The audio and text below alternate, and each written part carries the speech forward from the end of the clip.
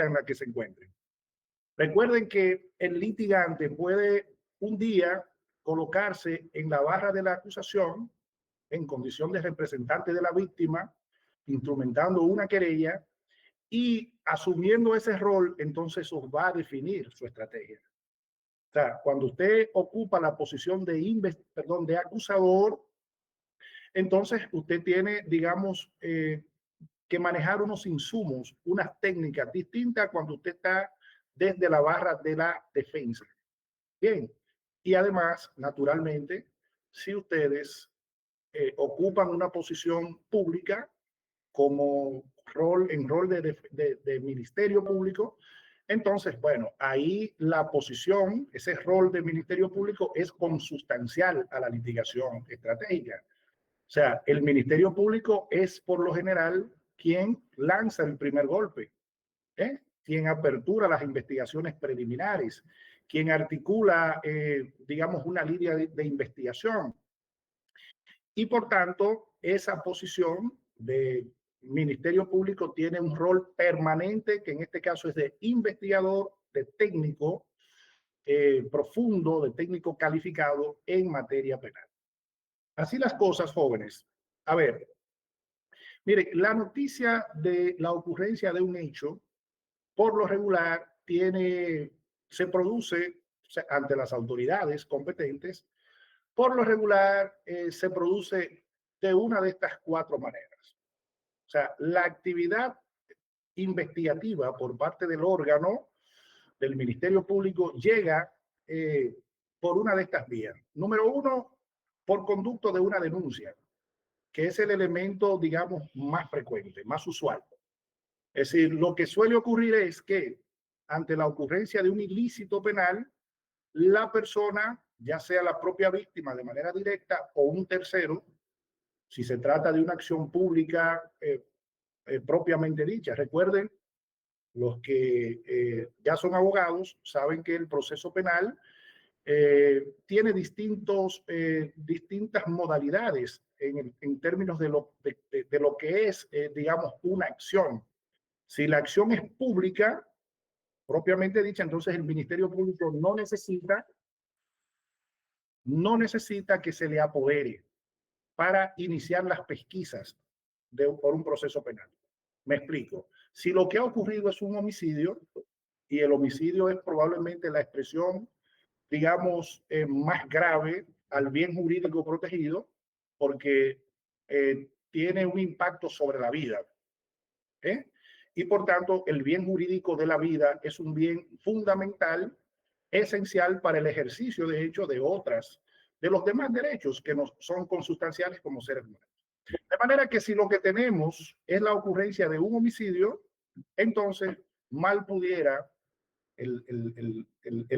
la norma procesal penal supeditar, condicionar que el Ministerio Público despliegue la labor de investigación a que un tercero, un particular, lo apodere de ella o lo ponga en conocimiento de ella. De manera, sin embargo, no obstante la gravedad de este hecho, por lo regular el Ministerio Público no se entera, digamos, de manera oficiosa. Probablemente en este momento, en este justo momento, esté perpetrándose un homicidio. Y tal y como ustedes no lo saben, ni nosotros tampoco, asimismo, en ese mismo orden, el Ministerio Público tampoco lo va a saber. ¿Cómo se entera? Bueno, se entera por medio de una denuncia.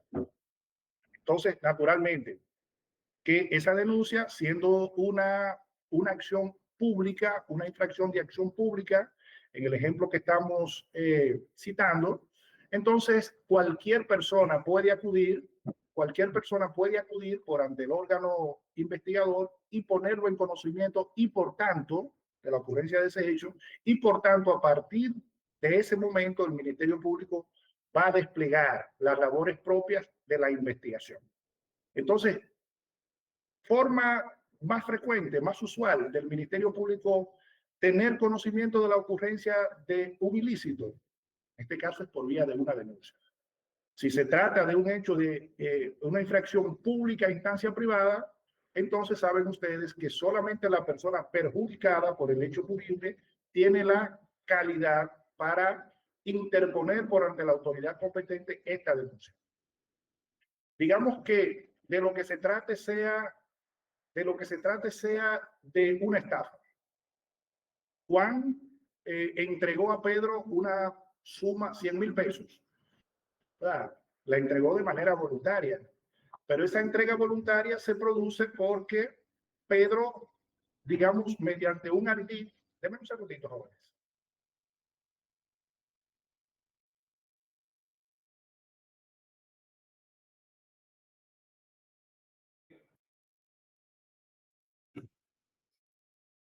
Bien, entonces, jóvenes, en el ejemplo que estamos poniendo, Juan entrega a Pedro la cantidad de 100,000 pesos, ¿correcto?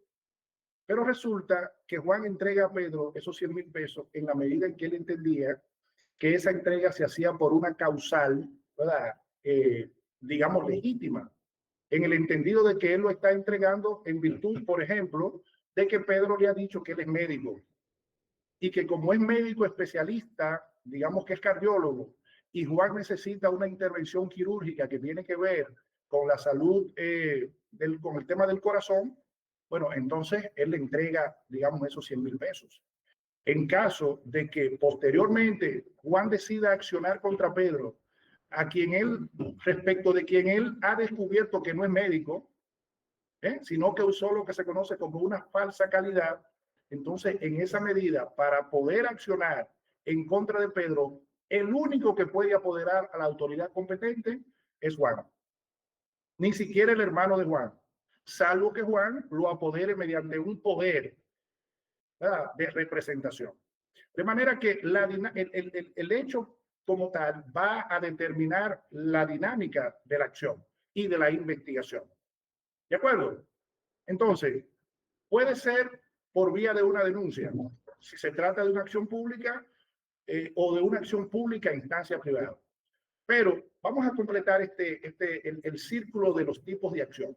Digamos que no se trata ni siquiera de una acción pública ni de una acción pública en instancia privada, sino que de lo que se trata es de una acción privada propiamente dicha.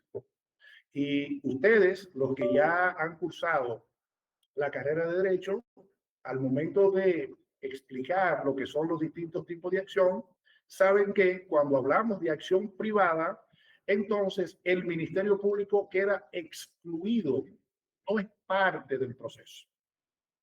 Bien, digamos que José ha girado un cheque sin fondo en favor de Julio, o presuntamente en favor de Julio, pero cuando Julio se va a hacer pago de ese cheque, lo va a canjear, en el banco se le informa que no está provisto de los fondos correspondientes.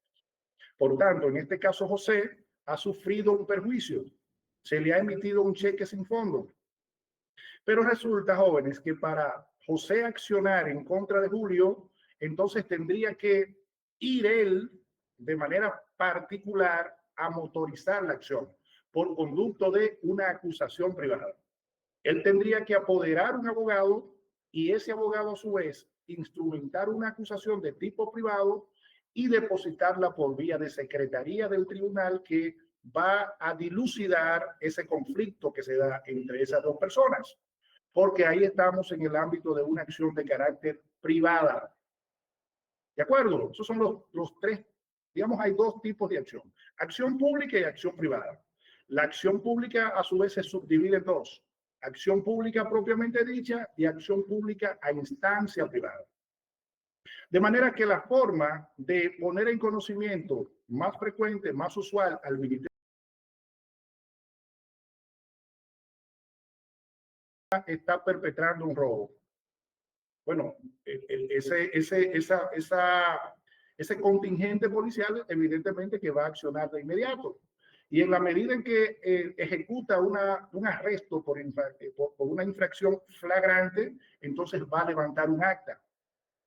Y una vez arresta a esa persona, la va a traducir, la va a remitir por ante el Ministerio Público con el informe correspondiente.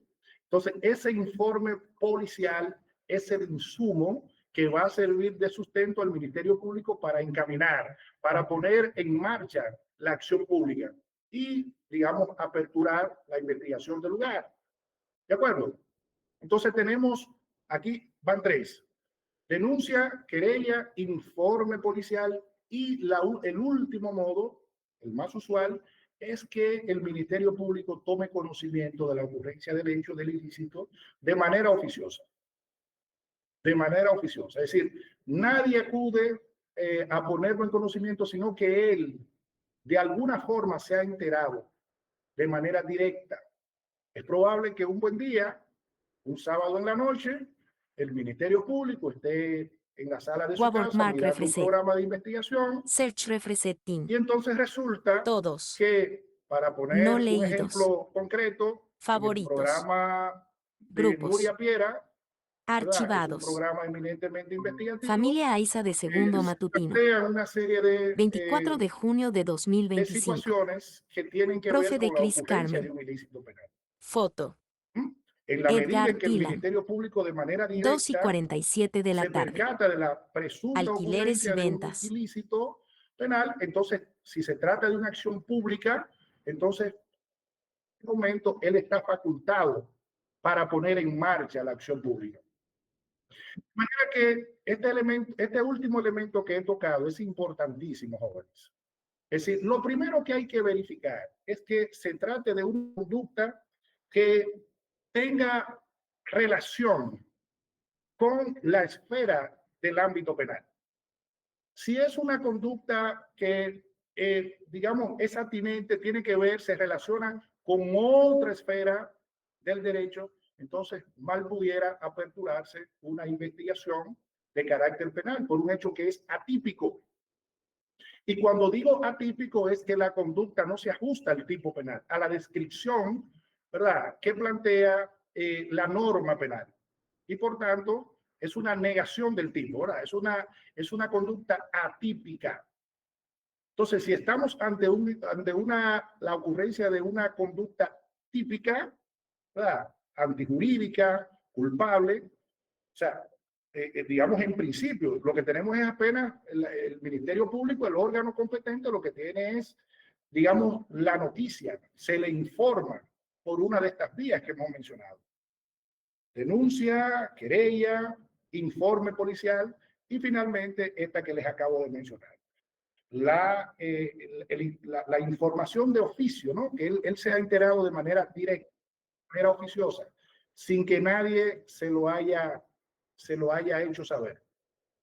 Entonces, jóvenes, vamos a ver, una vez apoderado el Ministerio Público, evidentemente que este debe desplegar, recuerden que el Ministerio Público es un órgano de tipo administrativo, adscrito al Poder Ejecutivo, es el brazo jurídico del Poder Ejecutivo en el organigrama del Estado Dominicano. Entonces, las facultades investigativas del Ministerio Público hay que verlas desde dos esferas fundamentalmente, dos grandes esferas. Desde la esfera de la norma objetiva y desde la esfera constitucional. Miren, es importantísimo este último elemento. La Constitución, saben ustedes, es una norma de carácter, tiene normas de carácter procesal. Entonces, nosotros tenemos que partir desde, digamos, el análisis de lo que plantea la Carta Sustantiva primero. O sea, hay una serie de sujeciones que tiene el órgano de investigación del Ministerio Público, una serie de controles de corte constitucional que nosotros como litigantes estratégicos debemos hacer control de ellos desde el inicio mismo de la investigación. Entonces, el Ministerio Público, jóvenes, en el marco de esa investigación que él debe realizar, está sujeto por vía de su ley orgánica, su propia ley orgánica lo plantea además el Código Procesal Penal. Lo primero es que el Ministerio Público, en esa diligencia, en esa investigación preliminar que él hace de la presunta ocurrencia del hecho, él debe observar primero, esa investigación se asume que es profesional, que es rigurosa, ¿correcto? Y respetuosa de los derechos fundamentales del investigado. No solamente del investigado, respetuosa de los derechos fundamentales también de la víctima. Entonces, a ver, principios que orientan esa investigación, principio de objetividad. Es decir, cuando el Ministerio Público se entera, es apoderado, se le pone en conocimiento de la ocurrencia de un ilícito penal, él no debe partir en virtud de ese profesionalismo que se espera de él, ¿verdad? De ese órgano especializado en la investigación y persecución de la acción, él no debe en modo alguno dar como buena y válida la versión que se le presenta. Es decir, el hecho de que Juan acuda por ante, digamos, el departamento de denuncias y querellas de la Fiscalía de X Distrito Judicial, diciendo que él sufrió el perjuicio por tal ilícito penal, bueno, eso no indica que el Ministerio Público tenga que validar eso. Eso es apenas el apoderamiento. Eso es apenas, digamos, el inicio de lo que debe ser una investigación seria, una investigación objetiva, una investigación profesional. De manera, ¿en qué consiste para poner en contexto esto de cómo es que debe el Ministerio Público? Si ustedes observan su programa, van a ver que el primer ítem respecto de la preparación del caso, y recuerden, preparación del caso no solamente desde la perspectiva del abogado, estamos hablando desde la perspectiva de los operadores del aparato de justicia penal. Entonces, visto desde la perspectiva del Ministerio Público, el Ministerio Público lo primero que debe observar, conforme a su propia ley orgánica, conforme al artículo 260 del Código Procesal Penal, es el llamado principio de objetividad. ¿Qué alcance? ¿Cuál es el alcance del principio de objetividad? El alcance del principio de objetividad implica que en la medida en que el Ministerio Público, digamos, no ha desarrollado una investigación que le arroje a él los elementos contundentes, precisos, que incriminen al encartado, al investigado, en esa medida, él debe estar abierto a recabar elementos probatorios que sirvan tanto para la imputación, es decir, la incriminación del investigado, como para verificar su inocencia. Es decir, fíjense que en esa fase del proceso, que es la fase preparatoria, el proceso penal en la República Dominicana tiene 5 grandes fases. Tomando en cuenta la fase en la que se encuentra el proceso, en esa misma medida la dinámica de la litigación estratégica va a variar. Tenemos la fase preparatoria, que es esta que estamos planteando. Tenemos la fase intermedia, que es aquella que va desde el inicio mismo de la investigación hasta la presentación del acto conclusivo. Ahí inicia la fase intermedia. La presentación del acto conclusivo entonces va a dar lugar, ahí nace la fase intermedia. ¿Por qué se llama fase intermedia respecto de las distintas fases del proceso? Porque es una especie de fase, digamos, bisagra entre el ámbito preparatorio, la fase preparatoria y la fase del juicio oral. ¿Dónde cierra la fase intermedia? Se cierra con el conocimiento de la audiencia preliminar.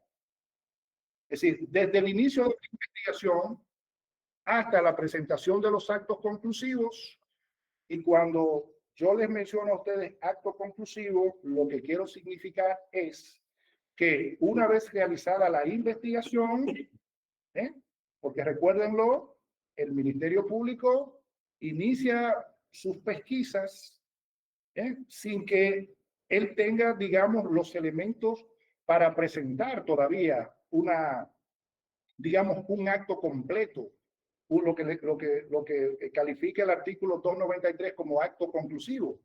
El Ministerio Público no sabe si esa denuncia de la que él ha sido apoderado, o esa querella, o ese informe policial, o ese conocimiento de oficio que él tuvo del presunto hecho, finalmente esa investigación que él realiza mediante, digamos, la entrevista de testigos, cita o no testigos, potenciales testigos. Él va a empezar a citar personas para que, digamos, informen respecto de la presunta ocurrencia. Una investigación, jóvenes, importante esto que se tenga en cuenta, se caracteriza por ser informal y por ser flexible. Es decir, no hay, digamos, un marco fijo para el desarrollo de una investigación. Eso va a depender. Las características de lo que ha ocurrido, lo que va a, digamos, a fijar la senda que debe seguir el investigador. Si estamos en el marco, por ejemplo, de un homicidio, bueno, probablemente haya que determinar con quién acompañaba a esa víctima, ¿verdad? La última vez que se le vio, o entrevistar a las personas que estuvieron en el lugar de la ocurrencia del hecho. Probablemente el Ministerio Público entienda pertinente que se practique una interceptación telefónica, o en la medida en que esa investigación arroje que probablemente sea útil para su investigación, el hecho de que él se percate, él verifique si por ahí hay un video, ¿verdad? Una videocámara que haya captado el momento de la ocurrencia del hecho, bueno, pues así lo hará. Conforme el tipo penal incluso va a marcar, ¿verdad? La dinámica de cómo él la va a realizar. Si se trata, por ejemplo, de un delito de carácter económico, probablemente haya que hacer una auditoría de carácter forense, una auditoría de carácter contable, para verificar, ¿verdad? Si los sistemas informáticos de ese, asumiendo que esa estafa se ha realizado por vía electrónica, bueno, a lo mejor el Ministerio Público entienda que lo más adecuado para sustentar su investigación sea la realización de una experticia de carácter, un peritaje de carácter contable. O sea, eso va a depender. ¿De acuerdo? Entonces, jóvenes, una vez el Ministerio Público inicia su investigación, este debe partir desde una visión de carácter imparcial, de carácter objetivo. Bueno, objetiva, para no decir imparcial, objetiva. Es decir, él no debe, digamos, inclinarse por una tesis o por otra. Son las pruebas, cuando él recabe las pruebas, cuando haga el levantamiento de las pruebas, las que le van a indicar a él si finalmente él tiene los insumos para continuar con esa investigación y presentar un acto conclusivo. Porque es probable que esa investigación preliminar que él haya hecho, digamos que él ha acudido al juez de la instrucción a solicitarle un allanamiento, ¿verdad? Una requisa de carácter domiciliario. Y el juez se lo ha conferido. Bueno, cuando él llega al lugar no encuentra ningún elemento que incrimine al imputado. Él cita a 3 personas para que, digamos, depongan en su despacho respecto de lo que pudieron ver, lo que pudieron apreciar por conducto de sus sentidos. Bueno, dígame usted dónde usted estaba a tal hora de tal día. Ah, bueno, sí, yo estaba en tal lugar. ¿Y qué usted pudo presenciar? Ah, bueno, yo vi que se armó ahí un problema, hubo una situación en el que perdió la vida fulano de tal. ¿Usted conocía a la persona que disparó? No, no la conocía. ¿Usted puede describirnos los rasgos de esa persona? No. Y así sucesivamente. En la medida en que él va entrevistando personas, no le arrojan elementos, digamos, convincentes para el sustentar una investigación. Entonces, probablemente al final de la misma, él entienda que no tiene los elementos para presentar un acto conclusivo. Entonces, por tanto, en la medida en que estamos frente a un órgano que es objetivo en el desarrollo de su investigación, en el desarrollo de su trabajo profesional como representante de la sociedad, entonces él puede disponer el sobreseimiento del caso. O sea, simplemente no tengo los elementos. O sea, no puedo presentar una acusación en contra de fulano de tal porque voy a hacer el papelazo.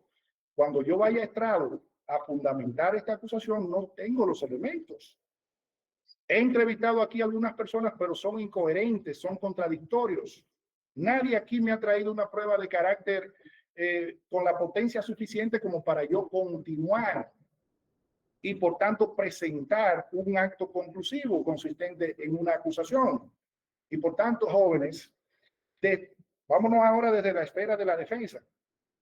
La defensa tampoco puede permanecer impasible en el contexto de estas diligencias preliminares. Desde el momento mismo en que a usted lo apoderan respecto de una investigación, usted representa al investigado, bueno, usted también tiene, en virtud de que usted tiene que ir desarrollando estas diligencias para que usted tenga a su vez los elementos para desarrollar recuerde, usted necesita articular una teoría de caso. Lo primero que usted tiene es que hablar con el investigado.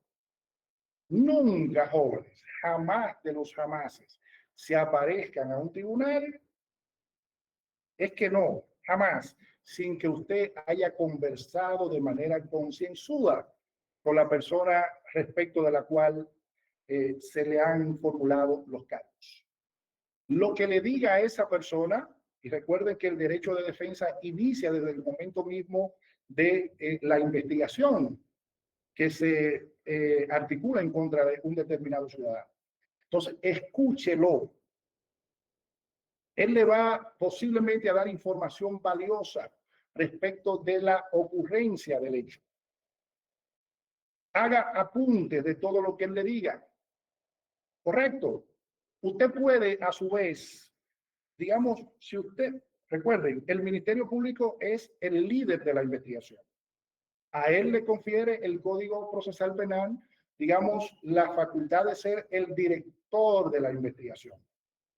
Pero muy raras veces el Ministerio Público es realmente quien hace esa investigación. Al menos las investigaciones de campo casi nunca las hace el Ministerio Público, sino que digamos, él se asiste, se hace asistir, se auxilia de la Policía Nacional.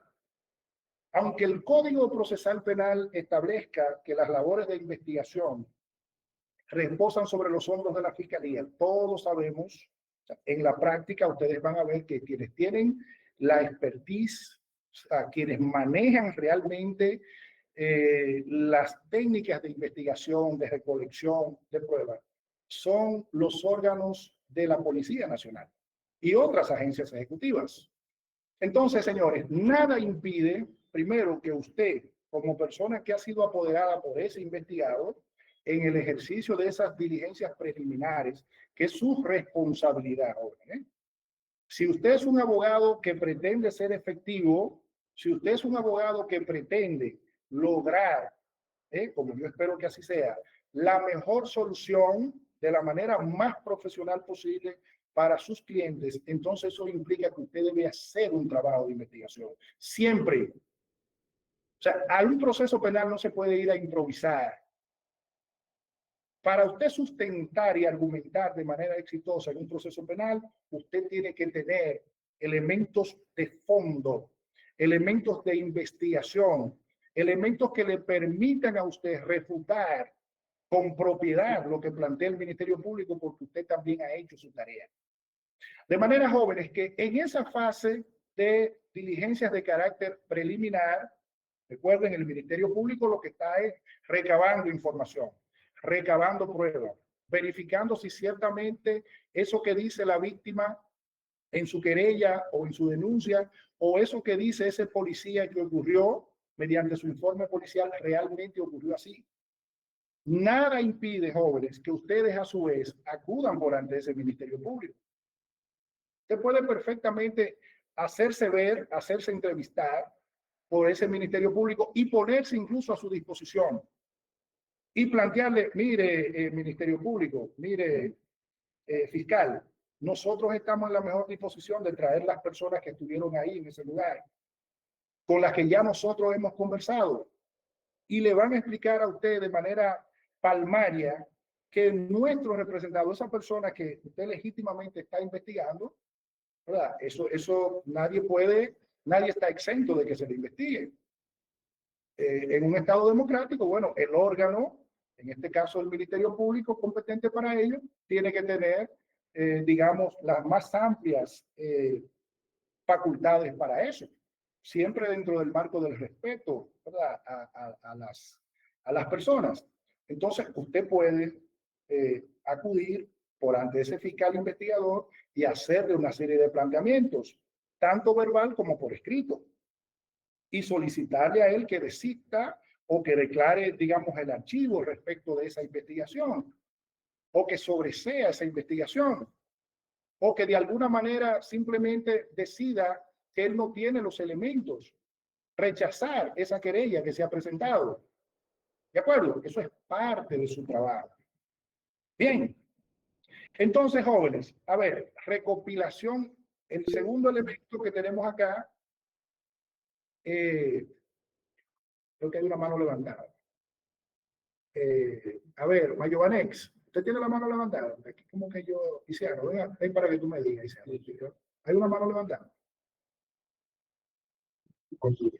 Ok.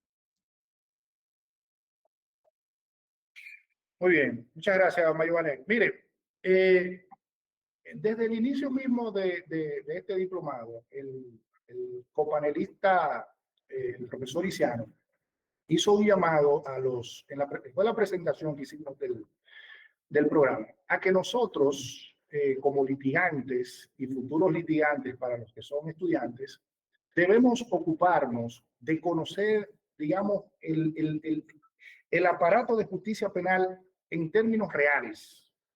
O sea, en la medida en que nosotros conocemos lo que ocurre en la realidad, más allá de lo planteado en la norma, entonces, en la medida en que se conoce, nosotros podemos desarrollar ciertas técnicas o ciertas estrategias para saber, ¿verdad?, cómo conducirnos.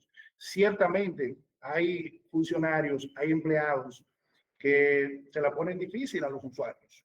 Nosotros los abogados también nos constituimos en usuarios. A veces, digamos, no nos reciben o no nos quieren recibir.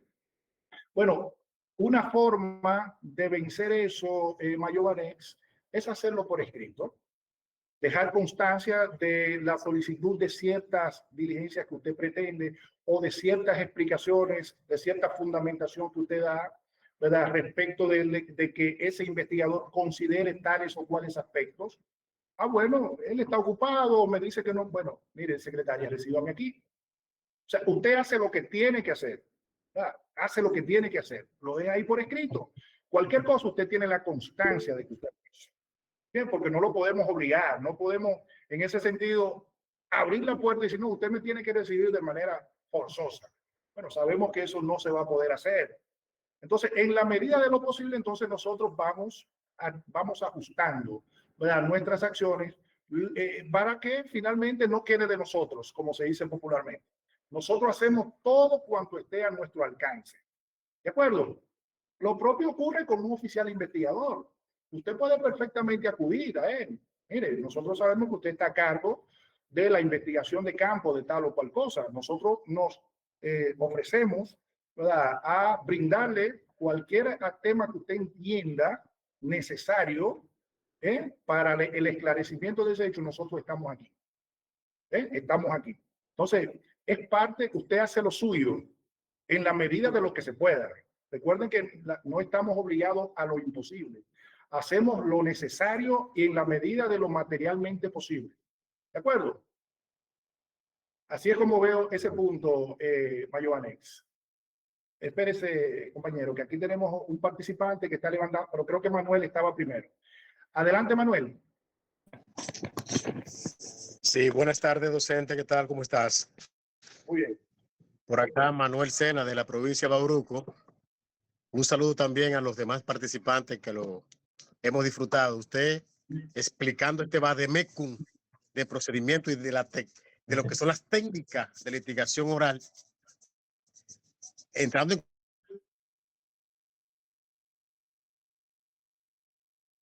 contexto con nuestro distinguido abogado y compañero Mayo Banet.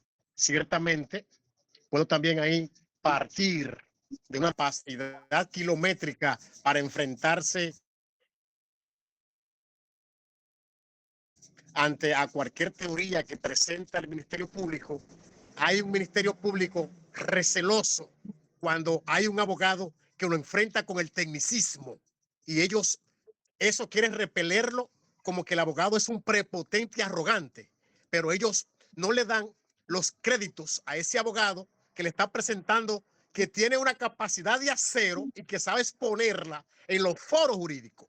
También ese fiscal o ese Ministerio Público automáticamente se encuentra con un mayobanet o una persona con la pericia, con el conocimiento técnico profesional, lo interpelan para así hacerlo desnotar ante el juez, porque como sabemos, hay una defensoría pública que viene instruida desde una escuela, hay un ministerio público que viene instruido de una escuela y hay un poder judicial que viene instruido de una escuela. Sin embargo, nosotros los abogados privados que nos preparamos con las universidades y los institutos como este, que nos da la oportunidad de prepararnos gracias al docente Isiano, que siempre hace énfasis en nosotros para que nos preparemos.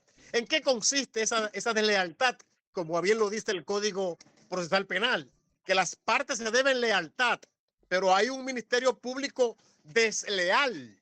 Y por más que uno quiera recusar al Ministerio Público, como así lo establece el artículo 90 del Código Procesal Penal, igual forma, el mismo estatuto interno que nos da esa facultad de así recusarlo, jamás de los jamases he podido tener éxito cuando he recusado a un fiscal, porque la recusación va a donde su jefe inmediato y jamás un bombero le quiere pisar la manguera a su propio bombero. A ver qué usted me dice al respecto de esa deslealtad que hay.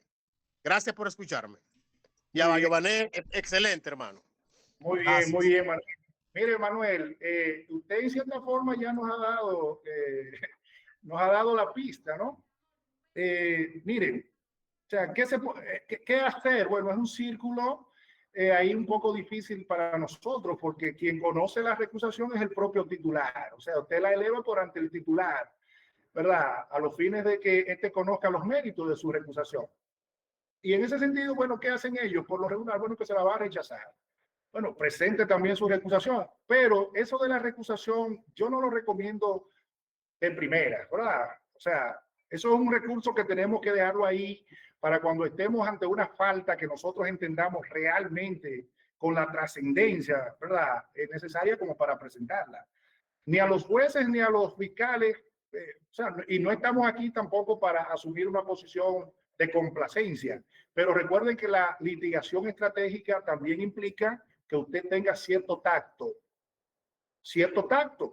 ¿verdad? Porque al final lo que pretendemos es digamos que lo que queremos es que convencer a ese Ministerio Público de que esa querella o esa denuncia o ese informe policial no tiene los méritos, porque nosotros tenemos todos los elementos para probarle desde la instancia misma de esa investigación previa, preliminar que él está haciendo, para que él desista, ¿no?, respecto de nuestro cliente o nos dé un archivo. Bien, entonces, un poco sobrellevarlo, porque ciertamente tenemos la vía legal de la recusación, pero bueno, eso lo dejamos ya, Manuel, cuando estemos ante un caso de carácter extremo. ¿Verdad? Si estamos en un caso de carácter extremo, entonces la presentamos, a sabiendas Sí, de que... docente. Bien. Sí, docente, entendido con su explicación. Y para no irme más allá, otro argumento que también quiero aquí racionalizarlo con ustedes. El Ministerio Público, que es quien recibe la querella de la víctima creyente actor civil, es quien debe también emitir el auto administrativo si la admite o no, ¿verdad? O si le falta algún detalle a la querella, es el Ministerio Público que debe emitir esa información. Ellos nunca la hacen. Ahora bien, ya Mayomanía habló del 260, que el Ministerio Público tiene la facultad de hacer diligencia para pruebas a cargo y a descargos. Y cuando encuentran prueba a descargo, jamás la sacan de manera objetiva. Sí, mire Manuel, hace mucho leí uno de los libros publicados por la Escuela Nacional de la Judicatura. Parece que es un profesor puertorriqueño, no recuerdo ahora el nombre. Él dice, bueno, ciertamente tanto la norma orgánica, la ley orgánica que rige al Ministerio Público como el propio Código Procesal Penal consagran el principio de objetividad. Pero a su vez dice, pero no vaya usted a pensar que el Ministerio Público en el transcurso de su investigación va realmente a cumplir de manera, digamos, efectiva con ese criterio. Tendría que ser grosero, tendría que ser muy manifiesto el tema de que él no tiene nada y que todo lo que él encuentre sea a favor del imputado. O sea, no contemos con eso. Ahora, usted como litigante estratégico debe conocer el principio, porque usted lo puede invocar y no solamente invocarlo para hacerlo valer ante el órgano como tal, sino usted lo puede hacer valer también en el marco de sus argumentaciones posteriores. En la medida en que usted, por ejemplo, le dice, por eso la importancia de dejar por escrito alguna, digamos, diligencia que usted quiere que se haga. Mire, magistrado, ya digamos en el ámbito de una audiencia preliminar, o mejor, incluso en el fondo, mire, nosotros insistimos con este fiscal, con el fiscal investigador, respecto de que realizara esta diligencia. Y sin embargo se negó rotundamente. Y mire, aquí tenemos el acuse. Mire aquí lo que le planteamos.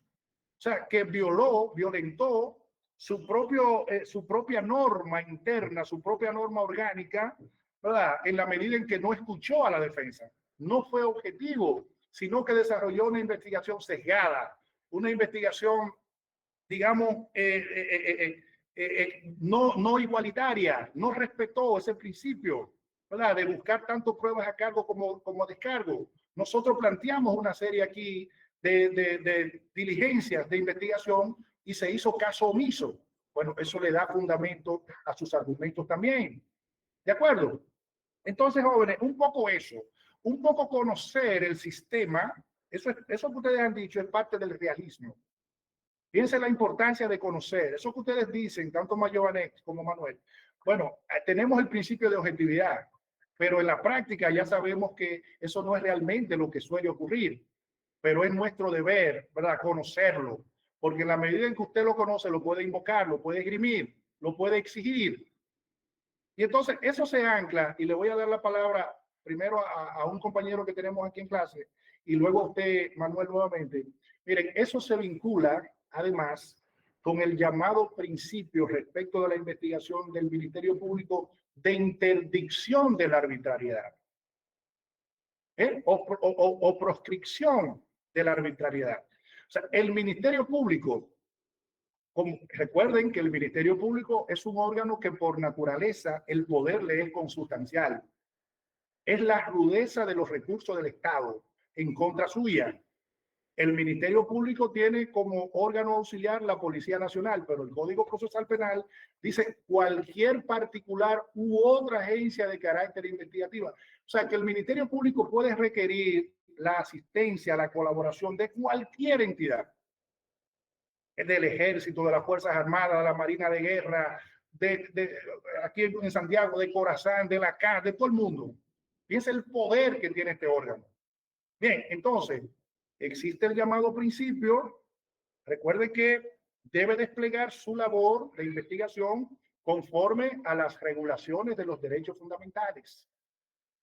Como dice una sentencia del Tribunal Supremo alemán, la verdad no debe ser buscada a cualquier precio. O sea, el Ministerio Público, el órgano investigador, debe siempre caminar sobre el terreno minado de los derechos fundamentales.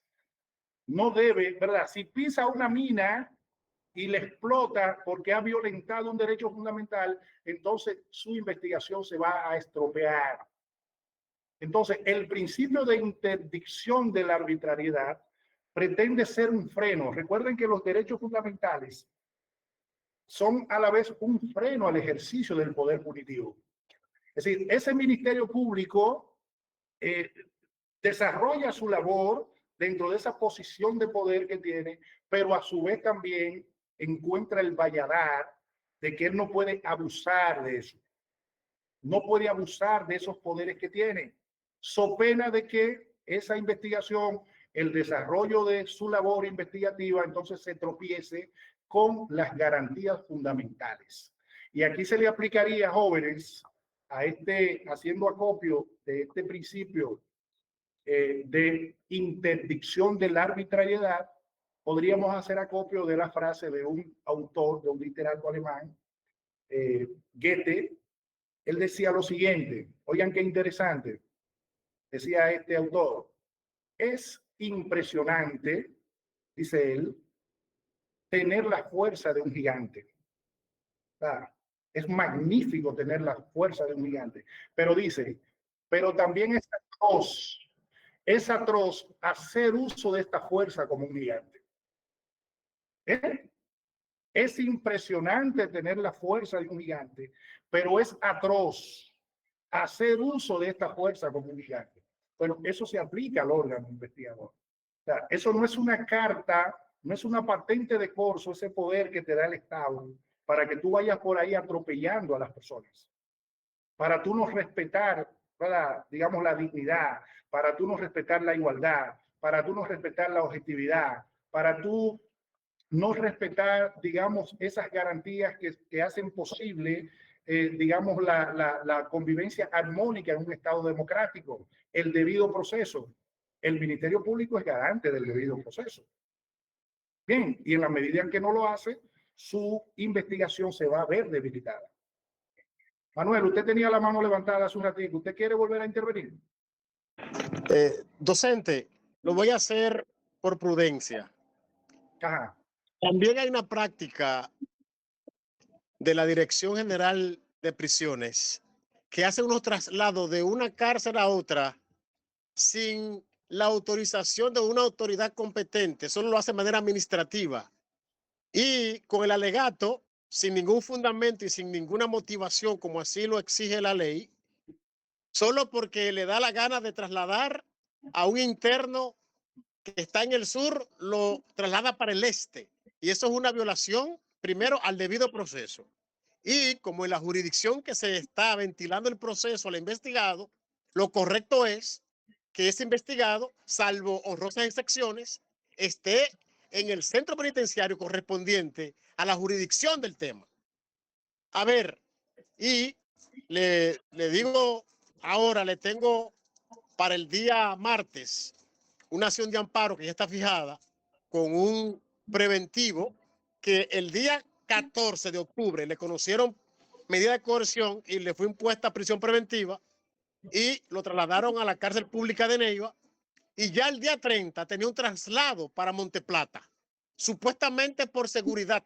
El director no alega otra cosa, seguridad y punto. No motiva la decisión, pero tampoco fue con la venia del juez de la instrucción que en su en su dictamen instructivo judicial le impuso 3 meses de coerción en la cárcel pública de Neiva, no en otra cárcel. Entonces, una violación aberrante a la decisión de ese juez. A ver qué usted me dice con respecto a su experiencia, que sé que me puede abordar bastante. Y como el martes tengo la vista de ese amparo para que el director de prisión tenga que regresar al interno a la cárcel correspondiente, porque una persona en menos de 14 días ya para ese centro penitenciario era una amenaza, lo encuentro muy extraño. Muy bien. Mire, Manuel, lo primero es que el propio código establece que las personas no pueden ser trasladadas de manera arbitraria, o sea, de un recinto penitenciario a otro, o sea, sin una motivación. O sea, el órgano, si usted es su abogado, ¿verdad? Él debe darle a usted los fundamentos concretos. Si hay un tema de seguridad, él debe fundamentarlo de manera concreta. Si no, entonces él está, digamos, decidiendo un aspecto de carácter administrativo, pero de manera arbitraria. O sea, yo entiendo que lo suyo es correcto por una falta de fundamentación. Él tiene que fundamentar las razones por las cuales esa persona está siendo trasladada. Tiene que hacerlo. Y asumo que cuando se conozca, usted interpuso su amparo por ante cuál tribunal. El correspondiente, que es el de primera instancia, que tiene jurisdicción de plenitud. Ahí la interpuse. Muy bien. Es el juez correspondiente de primera instancia en materia de amparo en derecho constitucional. No, porque como el tribunal constitucional ha dicho que cuando hay un proceso penal, se tramita todos los incidentes que se susciten respecto de él por ante el juez apoderado. O sea, si hay una problemática con relación al desarrollo de un determinado proceso, el juez, en la fase en que se encuentre ese proceso, es el competente para resolver cualquier tema. O sea, vamos a ver entonces cómo finalmente decide ese juez que usted ha apoderado de un amparo. Correcto, sí, sí. Estoy de acuerdo con usted en función de lo que así lo establece la ley 137.11 del procedimiento constitucional y del Tribunal Constitucional, establece lo propio. Pero como es un proceso constitucionalizado en función de lo que establece el 72 de la Constitución, lo interpuse a través de primera instancia. Sena, hay unos principios que deben ser promovidos de manera permanente por todo aquel que presente una acción de amparo de los tribunales, que son los principios de informalidad, de efectividad, De celeridad, de gratuidad. y hay tres, el de informalidad y el de efectividad. El de preferencial, es preferente, es celero, pronto. ¿Sabes por qué, Sena? Porque una de las formas de los jueces rehuirle a los efectos del amparo es a través de la cuestión de la inadmisibilidad. Esa es una de las falencias que tiene en la ley que permite, le da un margen muy amplio a los jueces para declarar inadmisibles las acciones de amparo. Y entonces eso hay que trabajarlo mucho a través de los principios que rigen el amparo, sobre todo para que sea efectivo, para que resuelva y para que proteja efectivamente los derechos fundamentales, hermano. Correcto, gracias a usted, como también al docente, muy buenas aportaciones y aquí un gran escucha para asumir las informaciones. Excelente. Sí. Mire, Sena y sus compañeros también. Miren, en el día de ayer, yo estuve abrevando en un artículo muy interesante, se lo recomiendo, que lo busquen. Fue publicado en el Listín Diario por Julio Curi. Julio Curi es un estudioso, ¿no?, de los temas constitucionales. A propósito, miren este tema, a propósito de estas diligencias de carácter preliminar. Esas labores, ¿verdad?, de investigación que hace el Ministerio Público en esa fase embrionaria, en esa fase inicial. Recuerden que aquí lo que procuramos nosotros en nuestra estrategia, porque en la medida en que no ha habido ni siquiera una imputación formal, sino que lo que hay es una investigación. Bueno, uno trata un poco de apagar ese incendio cuando mientras más pequeño está, más fácil de apagar. De manera que tratamos de persuadir al Ministerio Público de que no están los méritos para que él prosiga, ¿verdad?, con esa investigación y mucho menos presentar un acto conclusivo. Ahora bien, recuerden que el Código Procesal Penal, artículo 290, 291, establece digamos, el secreto de la investigación. O sea, la investigación es secreta. Eso a propósito de que a veces uno se acerca a los fiscales un poco para conocer y es parte de la labor suya, saber los cargos, ¿verdad?, que hay que pesan en contra de sus representados. En la medida en que usted lo que está haciendo es investigado, usted está un poco como en la incertidumbre. Bueno, ¿y de qué será que se me está imputando? Entonces el Ministerio Público se escuda en el 291 diciendo, bueno, yo no tengo que darte información alguna porque yo todavía no te he solicitado ninguna medida cautelar y además tampoco he solicitado un anticipo de prueba. Por tanto, en la medida en que yo no quiero dar a conocer ciertos aspectos de mi investigación para no entorpecerla, ¿verdad?, naturalmente, eso también es entendible. La investigación penal es por naturaleza, tiene que tener cierto sigilo. Si usted sabe que le han interceptado los teléfonos, bueno, pues usted no va a seguir hablando o no va a dar información valiosa. Si usted sabe que en contra suya hay una orden de allanamiento, bueno, pues lo menos que se espera de usted es que usted deje nada que pueda incriminarlo ahí. De manera que se entiende razonablemente que el Ministerio Público no sea, hasta tanto no haya, digamos, como dice el propio Código Procesal Penal en el 291, no se ha solicitado una medida cautelar. Y recuerde que incluso la citación es una medida de coerción. Me imagino que hay muchísima gente que lo sabe aquí, ¿verdad? La citación como tal, de hecho hay un precedente del Tribunal Constitucional, es una medida de coerción personal.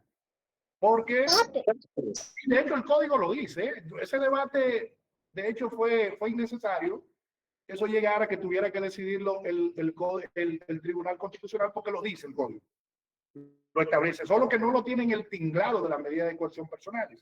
Bien, pues, ¿qué ocurre, jóvenes? Que cuando usted como abogado del investigado, digamos, solicita, a propósito de este tema, ¿no?, de acercarse al Ministerio Público y tratar de influir en la investigación, bueno, yo quiero accesar a la carpeta de la investigación. Recuerden que cuando el Ministerio Público tiene una investigación en curso, él va asentando todo lo que va realizando en la llamada carpeta fiscal. Entonces, hay un profundo debate respecto de cuál es el alcance de esa facultad discrecional que tiene el Ministerio Público en el desarrollo de una investigación y en qué medida eso afecta, ¿verdad?, el derecho de defensa, en la medida en que no se le permita accesar a ella.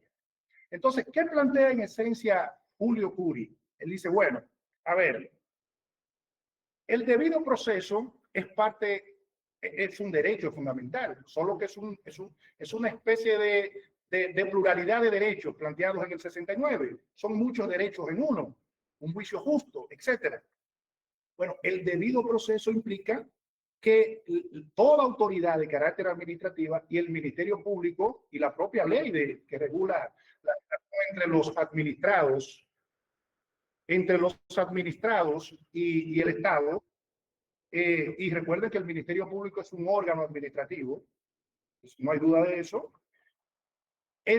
Todo acto administrativo tiene que tener la fundamentación debida, que acuerda tanto la ley respecto de la relación entre la administración y el Estado, los administrados y la administración, y además el debido proceso constitucional. O sea, si no lo hace, entonces está ejerciendo un poder arbitrario.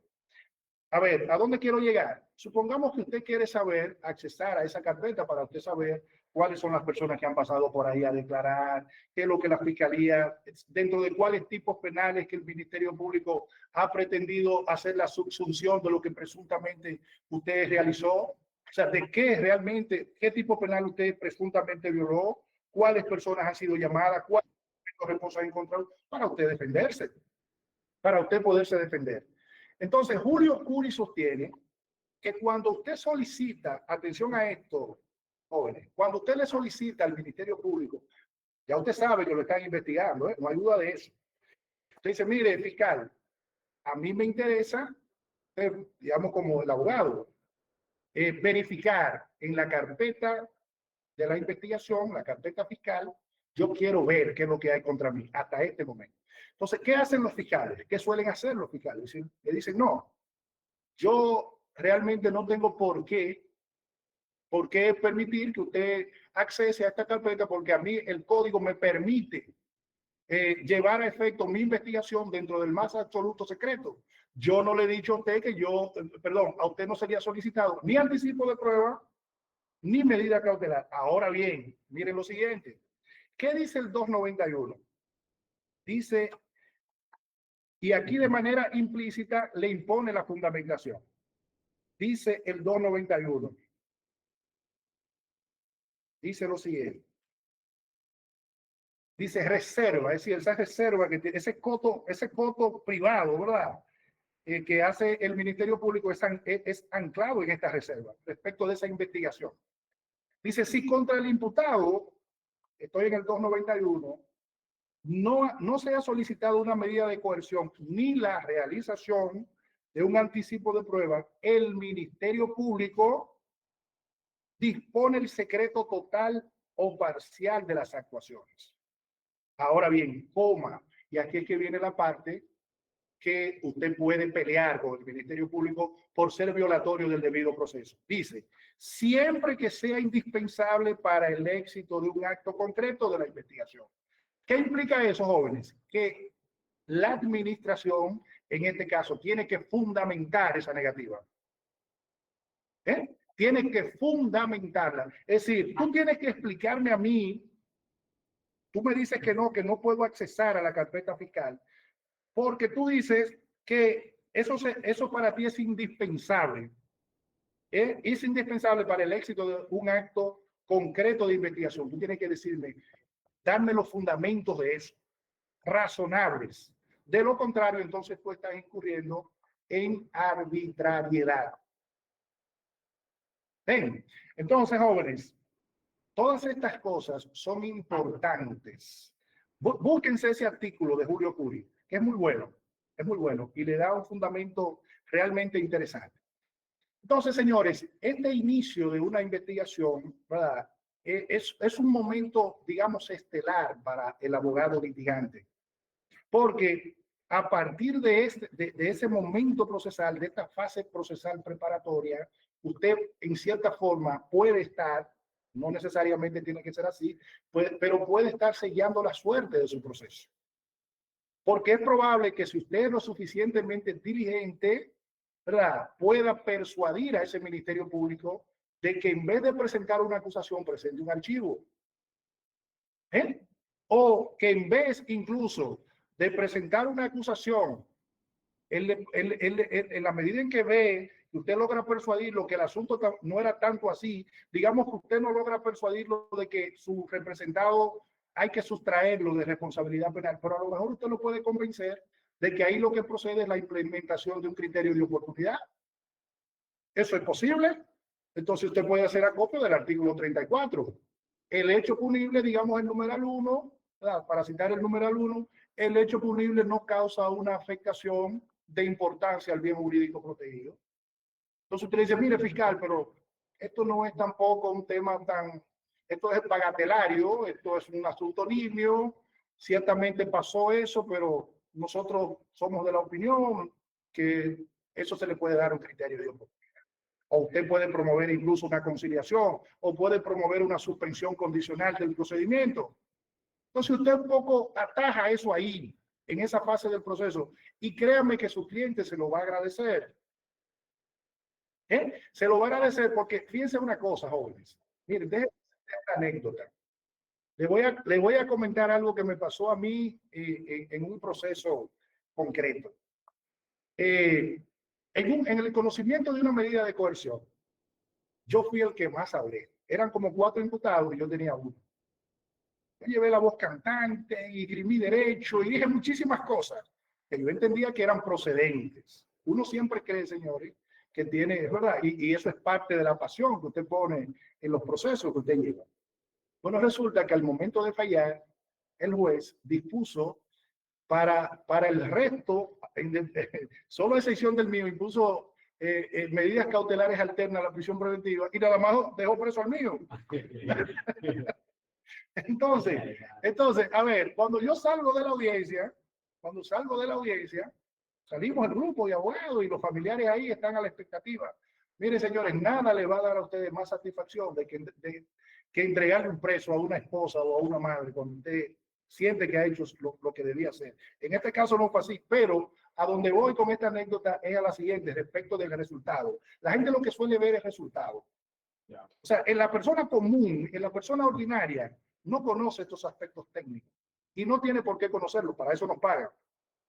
Y entonces alguien dice, de los abogados que estuvieron ahí, dentro de la audiencia que yo les dije, que a mí fue el único que me dieron el tablazo de la prisión preventiva, uno de los abogados dice, óyeme, pero la verdad que Sandy, miren, fue brillante la defensa que hizo. Y dice uno de los familiares, del mío, dijo, qué bueno de qué, o sea, dijo que yo era muy bueno, el colega, dijo, qué bueno de qué, bueno es el que suelta. Sí. Entonces, observen, jóvenes, como al final la gente lo que quiere es que usted les resuelva su problema. Usted les resuelva su problema y muchas veces esa solución que usted busca en favor de su representado obedece a que usted sea diligente, que usted acuda a buscar, como hemos dicho, una solución alterna, que usted vaya donde el fiscal y logra un archivo, etcétera, etcétera. Entonces, eso es parte de esa investigación preliminar, porque si usted, recuerden que el Ministerio Público está haciendo lo suyo, pero usted no puede permanecer digamos, con esa pasividad. Porque para usted ir con algo en la mano donde el Ministerio Público es porque usted ha hecho su tarea también. Es porque usted ha hecho lo suyo. Usted fue y habló con la persona, pero no se limitó a eso. Usted fue y se entrevistó. Mira, fulano estaba ahí, te puede decir, bueno, tráeme a fulano aquí. Usted es un investigador también. Usted como abogado privado, ya sea en su condición de querellante o en su condición de abogado de defensa, en su posición defensiva, usted es un investigador. Usted también tiene que empezar a recabar, si es que procede, elementos de prueba, evidencias, documentos, videos, testimonios. Eso es parte de su función. Eso es parte de, digamos, esa labor investigativa que es consustancial a la posición de un litigio estratégico. Bien, miren, el tercer ítem de este segundo módulo tiene que ver con la elaboración de la teoría del caso. Nosotros en la semana anterior ya comentamos sobre el tema de la elaboración de la teoría de caso. Pero ahora vamos a ver aspectos un poco más concretos. Miren, cuando ustedes lleven un proceso en el contexto de la elaboración de teoría de caso, lo primero que usted tiene que hacer es, digamos, escuchar con detenimiento y ponderar las cosas de manera juiciosa y de manera tranquila. No se apresure a pretender hacer la subsunción jurídica hasta tanto usted no haya analizado en toda su amplitud la cuestión fáctica. Recuerden, en una teoría de caso deben haber 3 elementos fundamentales, 3, que no pueden faltar. Puede que se le agreguen otros más. Como sería, por ejemplo, conocer la teoría de caso del adversario. Pero las que no pueden faltar son los siguientes. Primero, el aspecto de hecho. ¿Qué pasó? El aspecto material. Bueno, fue que Juan le disparó a Pedro en el parque mientras estaban consumiendo unas bebidas. Discutieron y Juan le disparó a Pedro. Muy bien. Lo primero es que usted no debe prejuiciarse con ninguna cuestión de carácter legal hasta tanto usted no haya hecho el levantamiento total de lo que ocurrió. Primero, vaya y hable con Juan, que es su cliente. Usted, asumiendo que usted es defensa. Entonces, Juan, usted toma los aspectos, bueno, primero toma esa declaración que le va a hacer Juan en toda su amplitud. Probablemente Juan, al momento en que le vaya a describir, a relatar el hecho, le diga cosas que no tienen nada que ver. Pero él no es un técnico. Él no tiene que podar la declaración. Es decir, él no tiene que depurarla. Juan no tiene que depurarla. Porque Juan es un lego en la materia. Él no es jurista. Entonces Juan le va a decir, mire, licenciado, que yo ese día me dolía la cabeza, qué sé yo, Juan. Pues usted lo escucha con detenimiento. Entonces usted va haciendo apunte de las cuestiones relevantes para la parte fáctica, o sea, lo que ocurrió. Bebidas alcohólicas, un disparo, si el arma era legal, si no era legal, si hubo una discusión, qué fue lo que le dijo la víctima, por ejemplo, porque ahí usted podría, pero recuerde, rigurosamente escúchelo. Probablemente él le dé un detalle que para él no tiene relevancia, pero para usted en la articulación de su defensa sí lo va a tener. Ah, bueno, lo que pasa es que él me tiró una galleta, como ellos dicen.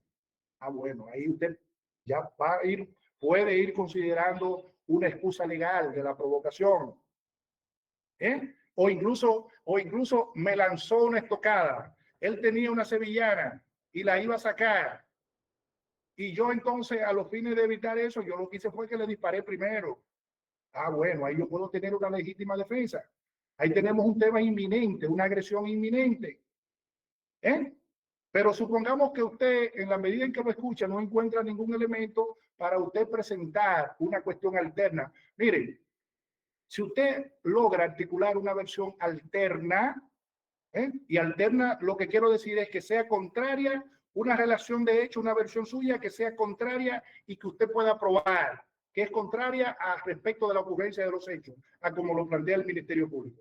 El Ministerio Público dice que la víctima, digamos, no agredió en ningún momento a su representado. Bueno, usted puede establecer que no, porque usted tiene, algunas personas le han informado que la víctima estaba armado con un arma blanca y quiso agredir a su representado. Miren, señores, si ustedes presentan una versión alterna y la pueden probar, la posibilidad de una absolución se duplica.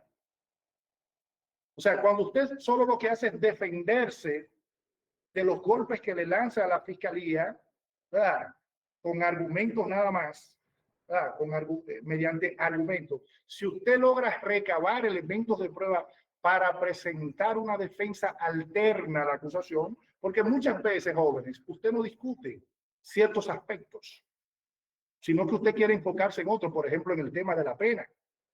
A lo mejor cuando usted analiza todo lo que le informa a su cliente y todo lo que le informan las personas que están ahí, usted llega a la conclusión de que ahí lo que procede es usted trabajar el tema de la pena.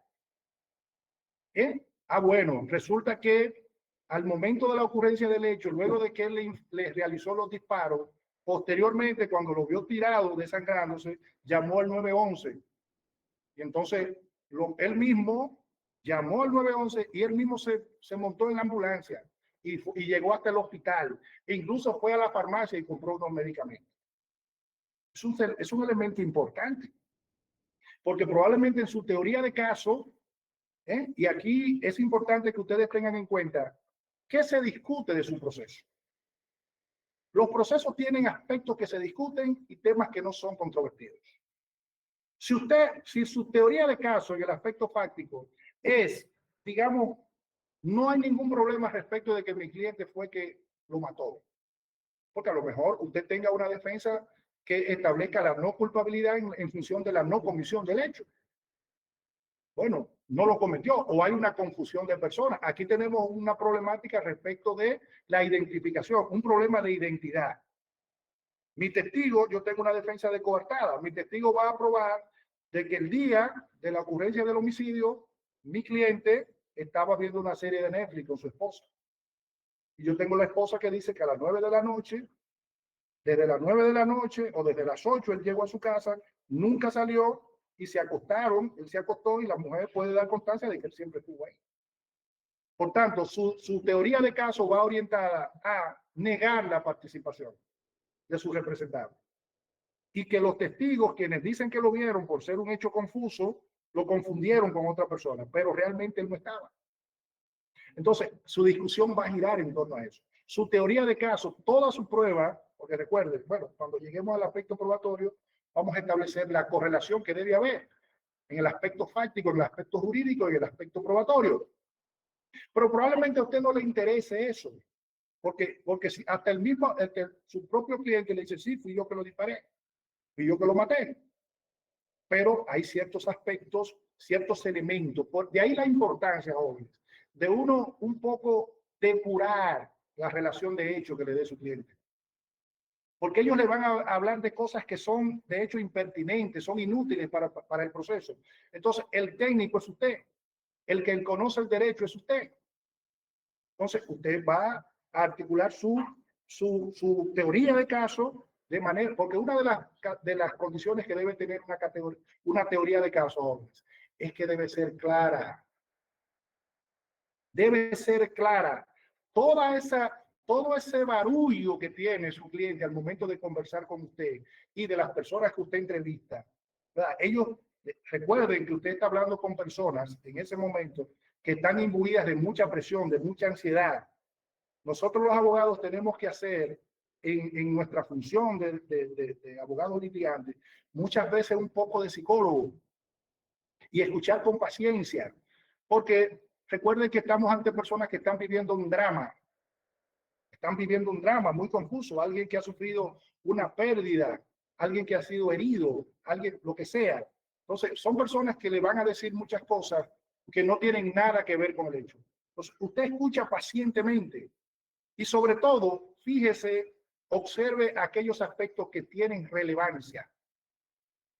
Entonces, lleve al tribunal en su teoría fáctica, en su tesis fáctica, en la relación de hechos que usted desarrolle, solo aquellos aspectos que sean realmente pertinentes. Luego que usted esté realmente convencido del aspecto fáctico, entonces pasa a la parte de la subsunción, a la parte legal. Recuerden que el principio de legalidad establece que nadie puede ser perseguido penalmente si esa conducta, ese aspecto material no está tipificado en una norma penal. Entonces, usted tiene que identificar dónde usted enmarca, dónde usted subsume eso que ocurrió y que va a ser su teoría de caso, dónde está eso en la norma. Ahora, ¿qué ocurre? Que si usted se apresura a pretender hacer la subsunción primero, si usted parte del aspecto legal primero, eso le puede generar un problema. Si usted empieza a considerar las cuestiones de carácter legal primero. ¿Por qué? Porque eso ocurre como cuando usted a veces quiere, una persona que no es su talla, se quiere poner un pantalón que no es el suyo. Probablemente un hecho que usted lo puede enmarcar dentro del tipo penal de robo, usted pretende que sea robo, pero si usted se adelanta a eso y como ya a usted se le desarrolla lo que se conoce en materia de psicología como visión de túnel, es decir, usted un poco empieza a ver lo que usted quiere ver. Ya usted pierde la objetividad en la ponderación del caso. Entonces, si lo que le dice la parte fáctica es que eso es subsumible para seguir en el tema del robo, o que su cliente incluso entiende que eso fue robo, eso que le ocurrió, ese perjuicio económico, fue porque a él le robaron. Bueno, no. Usted que es el técnico, cuando lo escucha, él entregó la cosa, aunque por engaño. Entonces, una vez identificado ese aspecto, entonces usted se va a la parte legal. No, mira, esto no cabe en el 379, porque esto no es un robo. Esto me cae en el 405, esto es una estafa. O esto no me cae en el homicidio involuntario. Probablemente su cliente al momento de desarrollar su historia, su relato, ¿verdad? Él quiera convencerlo a usted de que ahí de lo que se trató fue de un homicidio involuntario. Pero cuando usted escucha el relato que él hace, todo lo que él le dice, usted no ve la imprudencia por ningún lugar. Usted no ve que fue un homicidio por negligencia. O a lo mejor quiera decir que fue que él le disparó, pero él no lo quería matar. Bueno, indirectamente lo que él le quiere decir a usted es que eso es golpe y herida que causan la muerte. Pero cuando usted analiza lo que ha ocurrido, bueno, usted vio que fue al pecho que le disparó o fue a la cabeza. Bueno, yo lo que me tengo es que preparar aquí con objetividad, mirando los hechos, es para un homicidio intencional. Entonces, no se comprometa con la parte jurídica, porque si usted entonces en esa visión de túnel, como decíamos, primero pondera el aspecto legal sin estar lo suficientemente y objetivamente convencido del aspecto de hecho y donde este es subsumible, entonces va a tener problemas. Va a desarrollar una teoría de caso que no va a ser, y esto es otra de las características que tiene que tener una teoría de caso. Primero dijimos que debe ser breve, debe ser clara, pero además, jóvenes, debe ser veraz. O sea, debe ser coherente, debe ser lógica. O sea, cuando yo voy y le digo al juez, por ejemplo, mire, magistrado, lo que pasa es que mi cliente le disparó, pero él no lo quería matar. Bueno, pero yo tengo un acta de levantamiento de cadáver que dice que la víctima sufrió 3 disparos y los 3 disparos fueron en zonas esencialmente mortales. Y el juez o los jueces que no son tontos, bueno, esa teoría de caso un poco hace ruido. Pero ¿cómo? O sea, aunque no te lo diga, oye, óigame, licenciado, pero al momento de deliberar, pues, ¿cómo es que la defensa me viene aquí con una teoría de caso de golpes y heridas que causan la muerte? Porque ¿qué esperaba él cuando la persona le disparó a la cabeza, a la víctima, lo disparó en una zona, digamos, como el pecho? Entonces, usted tiene que ponderar con tranquilidad, con lentitud, pondere eso con lentitud. O sea, esa, con tranquilidad, con objetividad. Y luego usted lo lleva a la norma. Usted lo lleva a la norma. A lo mejor se le da un tema, y aquí viene el tema del levantamiento de pruebas. Bueno, a lo mejor su tesis tenga que ver con una causa justificante. Es probable. Recuerde que las causas justificantes, como la legítima defensa, o el estado de necesidad, o el miedo físico insuperable, etcétera, entre otras causales eximentes, bueno, eso queda bajo la responsabilidad de quien lo invoca.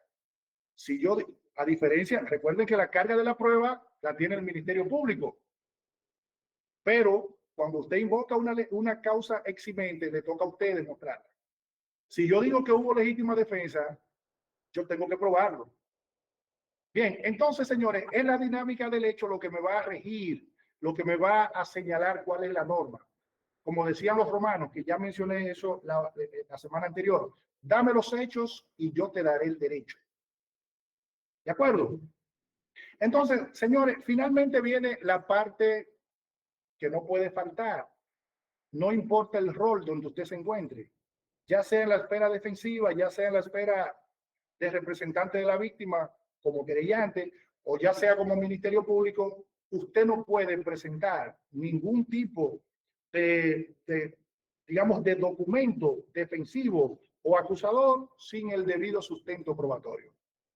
Recuerden que en el proceso que nos rige a nosotros, que es el adversarial, es el acusatorio, uno de los principios que los rigen es el principio de contradicción, es el principio de oralidad. Entonces, se supone que se produce una discusión respecto de qué, respecto de la prueba. O sea, las partes deben hacer aporte y este es el tercer elemento de la teoría de caso. Usted tiene que aportar las pruebas con las cuales usted pretende probar eso. ¿Qué usted me trae aquí? Y entonces, en ese sentido, jóvenes, no siempre la defensa tiene que aportar pruebas a descargo. No siempre. No siempre. Ahora, lo ideal sería eso. Lo ideal sería que usted, si está presentando una versión alterna de los hechos, que usted presente a su vez las pruebas que le dan soporte a esa prueba. Y entonces va a determinar su estrategia de caso. Digamos, eso tiene que guardar una correlación con la prueba que usted aporte. Recuerden, debe haber una congruencia en respecto de los 3 elementos de la teoría de caso. O sea, esa prueba, cada aspecto, cada proposición fáctica que usted plantea, tiene que tener un soporte probatorio.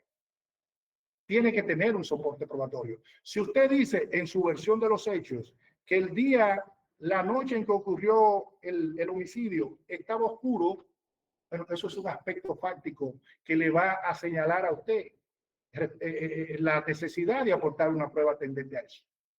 Entonces yo aporto a Juan a los fines de probar que el tendido eléctrico público de ese sector estaba averiado. Primero, que el hecho ocurrió a X hora, ¿no? De la noche. Y que y que el testigo que ha presentado el Ministerio Público no pudo ver con claridad porque el tendido eléctrico estaba averiado. Entonces, como usted dijo que la visión que era de noche y que no se podía ver con claridad, no basta con que usted lo diga. Entonces, lleve su prueba. Cada proposición fáctica que usted haga, entonces lleve una prueba que soporte eso. Si usted quiere desmeritar un testigo porque ha tenido problemas de carácter psicológico con anterioridad, porque tiene una inestabilidad mental, entonces digamos que usted tiene alguna evidencia de eso, que esa persona ha tenido algunos tratamientos y que por tanto no es una persona apta, no es creíble, porque tiende a fantasear.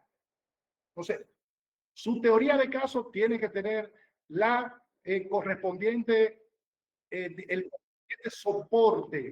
soporte probatorio. ¿De acuerdo? Entonces, hechos, derecho y prueba. Hechos, teoría de caso, hechos. ¿Qué pasó? ¿Cuándo pasó? ¿Cómo pasó? Circunstancias de tiempo, de lugar. Usted parte de ahí. Segundo, una vez identificados los hechos, ¿dónde esto se enmarca dentro del derecho? Y tercero, como elemento imprescindible, ¿con qué le voy a llevar al juez? Porque recuerden que la teoría de caso es el insumo con lo cual le va a proveer a usted de los argumentos, es la guía, es el faro con el que usted va a acudir al estrado para persuadir al juez. Y una cuarta,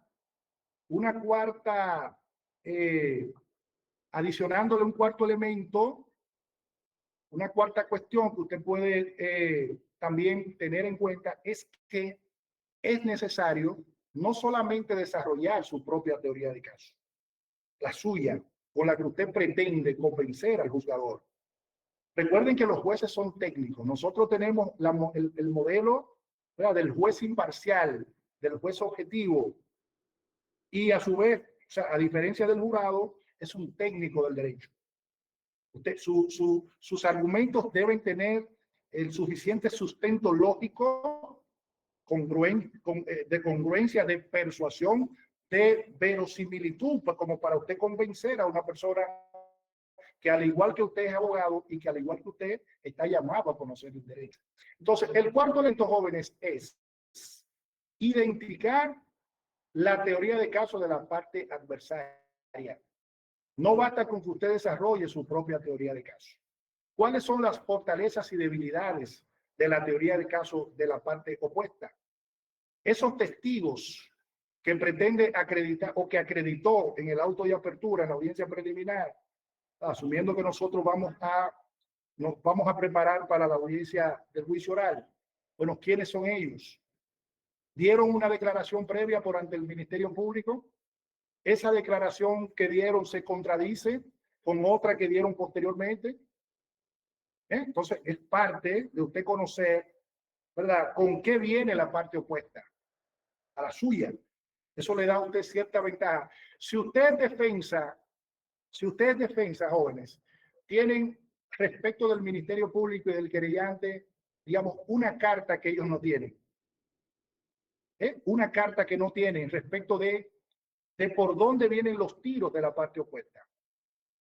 Jóvenes, porque recuerden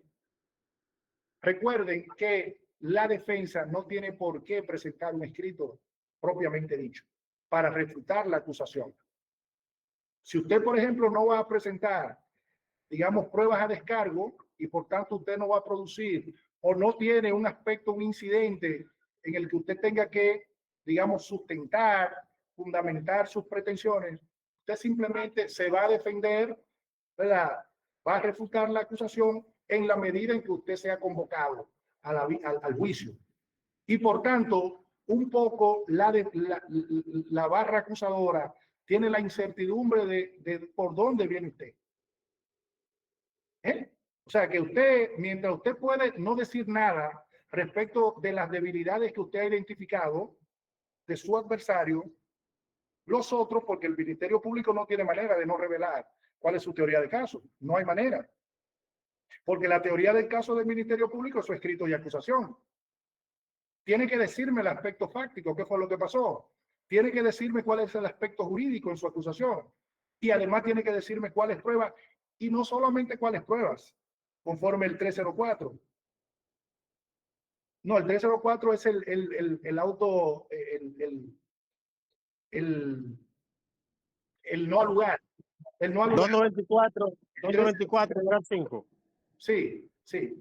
Entonces, el Ministerio Público, al momento de la formulación de su acusación, naturalmente, en virtud del principio 19, formulación precisa de cargo, que hace parte del derecho de defensa. Fíjense que el 18 y el 19 están, ¿verdad?, de manera, están hilados uno del otro. Hay una hilación. ¿Por qué? Porque así es como tiene que ser. Es decir, el derecho de defensa es el 18 y la formulación precisa de cargos es el 19. En la medida en que tú me dices cuáles son los cargos, yo tengo la forma de poderme defender. Y la formulación de esos cargos implica que me diga el aspecto fáctico, el aspecto jurídico y el aspecto probatorio. De manera que en ese sentido, si usted está colocado en la parte defensiva, juega con ventaja. Me doy a entender en ese sentido, ¿verdad? Perfecto y claro, docente. Perfecto y claro. Muy bien. Entonces, jóvenes, entonces ya hemos visto la estrategia, ¿verdad?, de defensa, tanto desde la esfera de la fiscalía, porque usted puede también ser un querellante. Si usted es querellante, es importante que usted un poco vea por dónde viene la defensa. Porque además, oigan esto, jóvenes, esto es importantísimo. Si su caso tiene cierta debilidad, naturalmente que usted no va a resaltar los aspectos negativos de su caso. Usted un poco lo va a omitir, porque lo que no sea, si usted está desarrollando una estrategia, es porque usted quiere un poco meter bajo la alfombra aquellos aspectos que no le favorecen. ¿Sí o no? Usted deja un poco de lado eso que no le favorece y resalta las fortalezas de su caso. Ahora bien, el hecho de que usted la omita no significa que su contraparte no se la pueda sacar. Entonces, si usted es querellante, digamos, y usted sabe que su caso tiene una debilidad, porque uno sabe, jóvenes, cuando uno lleva un proceso, uno sabe cuáles son las fortalezas y debilidades que tiene su caso. Es importante que usted lo identifique. Y si bien usted lo soslaya, los que no le favorezcan, prepárese para qué hacer si la contraparte lo saca a relucir. Porque la defensa ya tiene en sus manos su querella y la defensa también tiene en sus manos la acusación del Ministerio Público. Por tanto, usted debe saber, porque recuerden que el proceso penal es oral. La defensa se le puede aparecer con un incidente que se lo saque debajo de la manga el día del juicio. Entonces usted como litigante estratégico debe un poco adelantarse a eso. Bueno, yo esto no lo voy a decir, yo no lo voy a resaltar, pero ¿qué hago si mi contraparte, si mi adversario, en este caso la defensa, lo pone de manifiesto, lo introduce al debate? Entonces usted tiene que tenerlo en cuenta un poco para neutralizar el efecto o para aminorarlo. Eso es parte de la estrategia, ¿no? Eso es parte de su función. De manera que usted no tenga esa sorpresa de quedar un poco desconcertado, que no sepa qué decir, porque usted debió, en la medida en que hizo un estudio exhaustivo de su teoría de caso, usted debió saber que la contraparte se lo podía sacar. Si no se lo saca, perfecto. Se quedó ahí. Bien. Vamos a ver, Mayor Anex. Gracias nuevamente, profesor. Recapitulando aquí, tengo aquí en cuanto a la teoría del caso, usted señalaba 3 elementos, entre ellas el primer aspecto, conocer los hechos, es decir, qué pasó. Usted decía algo importante, si se puede, una persona presentó una solución alterna, sería la absolución se duplica. También decía usted en cuanto el otro aspecto, el segundo elemento es el derecho. En qué parte del derecho se enmarca, en qué tipo del derecho se enmarca. Sustentar la prueba es el tercer elemento. tener un buen soporte probatorio. Ahora, usted nos señalaba un extra que fue el cuarto, conocer la teoría del caso del adversario. Entonces, en ese sentido, va mi inquietud. Luego de ahí que el Ministerio Público pues presenta su acusación en virtud del 294, que entonces como defensa tenemos a raíz del 299 ese plazo, que de hecho hay muchos colegas abogados que se afanan y que han establecido como que es un plazo que a veces que no es proporcional y eso. Ahora, de acuerdo a lo que he escuchado, usted ha establecido que no es pertinente entonces presentar un escrito de defensa a menos que nosotros tengamos una prueba que presentar. No es pertinente en virtud de la oralidad que tiene el juicio. No es recomendable presentar ese escrito de defensa dentro del plazo. Muy bien.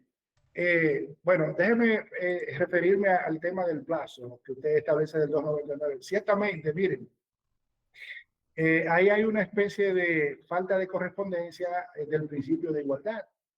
Es decir, a la defensa solo se le suministra, solo se le habilita un plazo de 5 días, son hábiles para responder una acusación que puede ser de hecho muy voluminosa. O sea, realmente es poco tiempo. Ahí hay una problemática, debería ser al menos 10 días hábiles. Sin embargo, el código se modificó, en principio eran 5 también, se modificó en el 2015 y se reiteró el plazo. De manera que el legislador ha sido en ese sentido insistente con la reiteración de ese plazo. Miren, con la presentación del escrito de defensa es lo que hemos planteado. Si ese escrito de defensa, lo que usted está diciendo ahí, lo puede hacer con la oralidad, recuerden que usted puede ir a su audiencia preliminar y refutar y plantear todas la argumentación tendente, por ejemplo, a la exclusión probatoria. Digamos que usted, Mayobanex, está apoderado de un proceso y usted ha identificado que esa acta de allanamiento no cumple con los requisitos del 179 y siguientes. Digamos que el acta no establecía que la requisa se podía hacer en horas de la noche y por tanto está afectado de nulidad porque la requisa domiciliaria solo se puede realizar en horas de la noche si la propia resolución lo establece. Digamos que usted identificó eso. Es una falencia, ¿verdad?, de la acusación y usted la vio. Entonces, ¿para qué usted va a plantear eso por escrito? Si usted puede sorprender al Ministerio Público el mismo día de la audiencia, probablemente él se le haya pasado eso, porque a veces el fiscal litigante no es el fiscal investigador.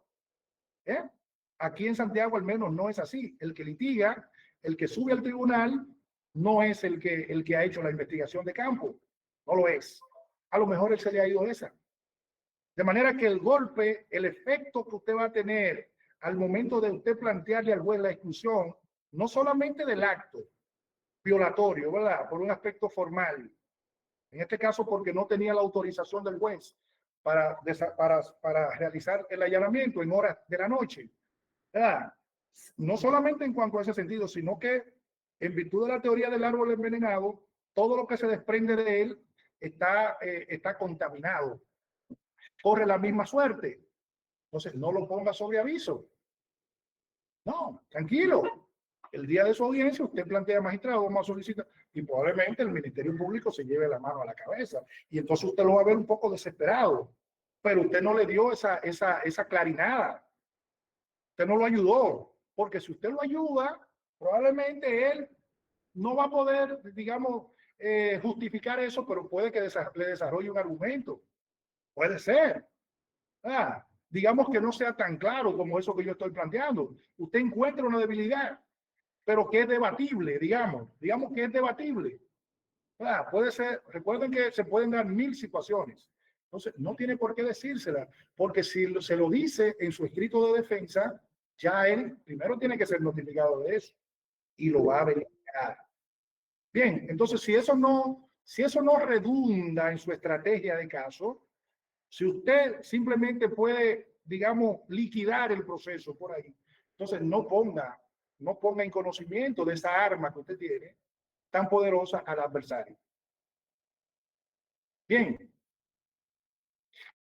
Ahora escuchamos a Edgar Reyes. Adelante, Edgar. Buenas tardes. Ese escrito de defensa que a tanto se menciona, ¿cuándo es que se deposita? Se deposita cuando tenemos la persona en calidad de detenido y estamos a la espera de que se nos entreguen de la acusación, que la suban, o se entrega luego, porque tengo entendido que en el área penal difiere de que cuando el área civil, cuando se deposita el escrito de conclusión en el área civil es porque la jueza no ha fallado, se lo ha reservado y luego es que emite el fallo. Pero en el área penal, ¿cómo funciona ese escrito? Muy bien. Mire, Edgar, el 299, su contexto, si usted observa el bloque de los artículos, el 299 hace referencia a la fase intermedia. Ese escrito de defensa está orientado. Recuerde que el 294 establece las condiciones que debe reunir la acusación. La acusación ese acto, ese escrito que se llama escrito de acusación, que no es otra cosa, digamos que la instrumentación ya de una acusación de carácter formal. Recuerde que cuando respecto de una persona se solicita una medida cautelar, eso no es una acusación formal. Eso es una digamos, una imputación, digamos, provisional, porque el Ministerio Público, ya hemos dicho, no tiene el tiempo para instrumentar un escrito dentro de un plazo de 48 horas. Recuerden que ahí apenas se apertura el plazo para investigar. Entonces, Edgar, mire, el 299, usted pregunta cuándo se deposita. Bueno, asuma, digamos que a usted se le notifica ese escrito un lunes, no como el que viene, sino que sea normal, un día lunes, un lunes hábil. Empieza a correr a partir del día siguiente, el plazo de los 5 días. Entonces, usted tiene 5 días contando a partir del martes, en el ejemplo que estamos poniendo. Entonces, esos 5 días van martes, miércoles, jueves, viernes. Ahí tenemos 4, porque son días hábiles. ¿De acuerdo? Es decir, no se cuenta ni sábado, ni domingo, ni día feriado. El plazo para usted depositar ese escrito se le cumple el lunes, el próximo lunes. Si no lo deposita, entonces definitivamente que su prueba, asumiendo que usted aporta una prueba de descargo, ya no va a ser posible incorporarla. Al menos no por esa vía, no por ese plazo. ¿De acuerdo? Así funciona. Muchísimas gracias. Digo al menos porque de manera muy excepcional, en el contexto de la fase del juicio oral, usted podría ingresar una prueba que no figura en el auto de apertura a juicio. Es decir, que usted no lo hizo en el artículo conforme el plazo del 229. Pero eso lo podríamos explicar ya posteriormente, eso del artículo 330 y cómo usted podría introducir una prueba nueva. Pero eso ya sería otro tema. El punto básico es que usted, recuerden que la prueba no solamente debe ser legal, no solamente debe ser útil, sino que debe ser aportada de manera oportuna. Si usted no la aporta de manera oportuna, no importa que usted tenga un testigo que vaya ahí, que sea su testigo estrella y que sea realmente el único que puede acreditar y establecer la verdad procesal. Si usted no lo hizo de manera oportuna, sencillamente no va a poder acreditarlo. ¿De acuerdo? Entonces debe hacerse dentro del plazo. Lo propio ocurre cuando usted, con el derecho a recurrir. Si a su cliente se lo condenaron a 30 años y usted, una vez notificada la decisión, no articula, no impugna por vía de un recurso de apelación, asumiendo que viene, ¿verdad?, del primer grado, dentro de los 20 días hábiles, o sea, no deposita vía secretaría ese recurso de apelación, entonces simplemente esos 30 años van a ser definitivos. No hay manera de que usted reaperture ese proceso, porque sencillamente usted no cumplió con un aspecto de admisibilidad formal, en este caso, por incumplimiento del plazo. Lo propio ocurre con el plazo para depositar un escrito de defensa. ¿De acuerdo? Eh, entonces, jóvenes, miren, nos quedaría pendiente el tema de la litigación oral. Bueno, naturalmente, el juicio es oral. El proceso adversarial, el modelo acusatorio, uno de los principios fundamentales es la oralidad. Las partes acuden al proceso y plantean sus pretensiones, sus argumentos de manera oral. Principio de oralidad, principio de contradicción, principio de publicidad. Esto viene a romper con el esquema anterior como modelo de impartición de justicia penal, que era el modelo inquisitorio, caracterizado por un acentuado formalismo. Bueno, en materia de este modelo que nosotros tenemos, las partes acuden y plantean sus argumentos de manera verbal, de manera oral. ¿De acuerdo? Y respecto de las técnicas de litigación escrita, un poco nos hemos referido de manera indirecta. O sea, su escrito debe ser primero planteado dentro del plazo. Debe tener suficiencia técnica. Debe ser claro. Debe ser preciso. O sea, no busque, joven, si usted lo puede decir en 10 páginas, no quiere decirlo en 50. A los jueces no les gustan los escritos voluminosos. El caso suyo no es el caso más importante del planeta. No pretenda copiar, digamos, la jurisprudencia alemana, la argentina, la chilena, en un escrito que a lo mejor lo que usted quiere es plantearle un aspecto muy concreto al juez. Cuide la ortografía de sus escritos, cuide la sintaxis, cuide la coherencia, cite las normas correctas, haga los planteamientos de manera concisa. Dígale al juez exactamente qué usted pretende, qué usted quiere. Dele una presentencia, dele un proyecto de sentencia. ¿De acuerdo? O sea, no se lo ponga difícil, porque él tiene 50 casos más, aparte del suyo. Y si él tiene que estar adivinando lo que usted ha querido plantear en ese escrito, probablemente decida rechazárselo. Aunque usted tenga la razón, pero no se la va a dar, porque usted ha producido un escrito enrevesado, oscuro, ambiguo. Y eso no es propio de un buen litigante. Bien. Jóvenes, veo que ya por razones de tiempo apenas nos quedan 2 minutos. Se nos ha ido realmente veloz esta facilitación del día de hoy. ¿Alguien tiene alguna intervención, alguna inquietud que quiera plantearla? Gracias, profe. Está todo claro. Tenía la inquietud precisamente sobre cuando usted señalaba en cuanto al 299 y veo que por lo que he entendido que usted señala, lo más importante es aprovechar este plazo para si uno tiene alguna prueba que presentar. Si vamos a hacer alguna de las excepciones, como que el imputado en la preliminar todavía está en prisión y vamos a solicitar que se varíe. No sé si en esa parte también hay mi inquietud, si esa parte usted entiende pertinente que solicitarlo por escrito o en el caso de presentarlo también de manera oral, en este caso que el imputado para que me facilite una todavía esté guardando bicicleta prisión. estacionaria, acompañarme.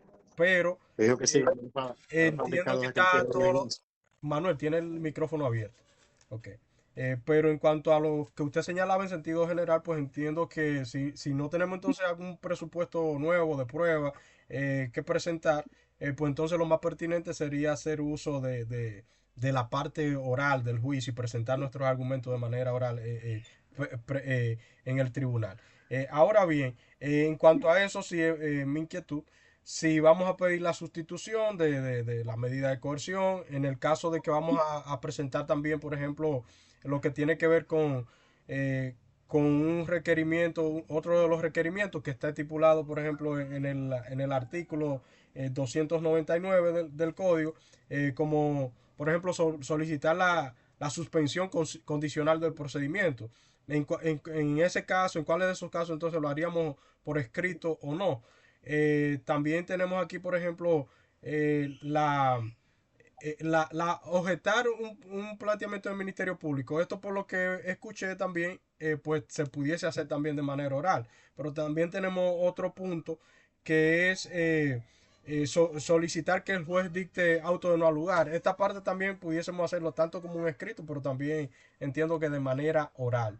Esas son mis inquietudes en ese sentido. Y sobre todo lo que le he planteado en cuáles de esos supuestos pues sería pertinente.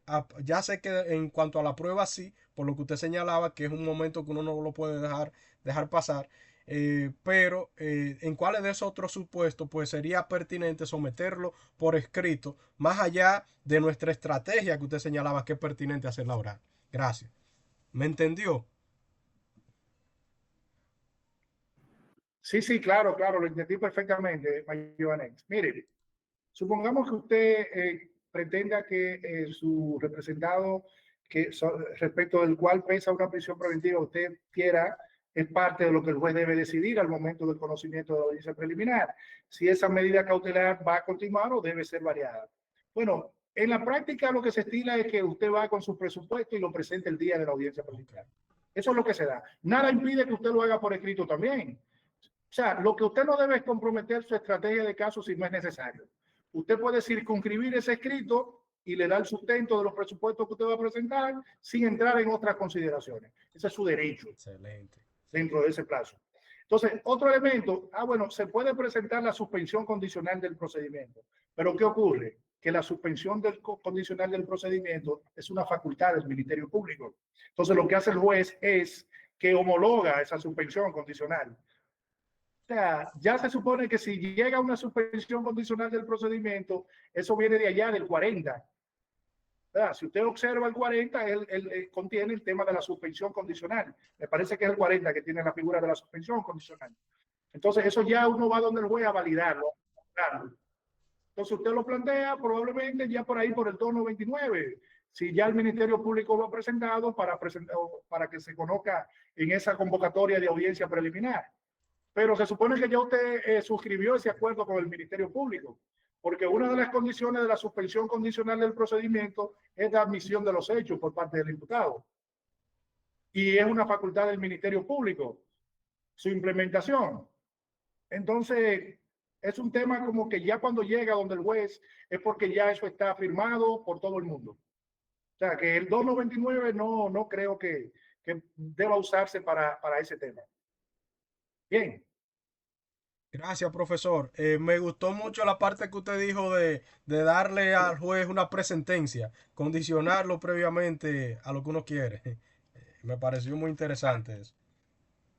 Miren, señores, los jueces, para uno tener la atención de los jueces, tiene que procurar ser breve, ser conciso. O sea, y menos en esta época, señores. El lograr la atención, no solo de los jueces, de cualquiera en esta época, usted tiene que decir las cosas, decirlas bien y decirlas pronto. Decirlas de manera precisa. No puede empezar a divagar, porque los jueces van a perder el interés, se van a aburrir en la lectura que hagan de su escrito. Entonces, lo recomendable es que usted sea conciso respecto de lo que usted quiere. Bien. Excelente. Señores, entonces, nada, lo dejamos hasta aquí por hoy y nos veremos ya el próximo sábado, Dios mediante. Tengan feliz tarde. Gracias, profesor. Gracias. Igual. Gracias, profesor. Igual para usted, para cada uno de los compañeros. Gracias, igual.